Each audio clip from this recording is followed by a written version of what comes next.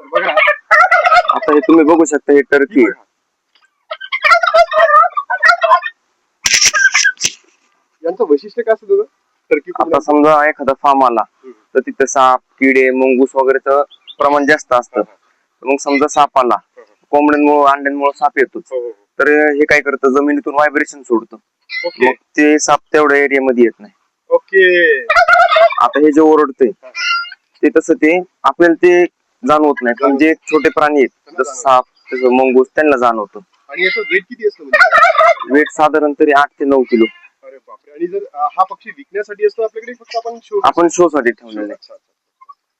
बघा हा पक्षी इतका सुंदर दिसतोय दिसायला सुद्धा.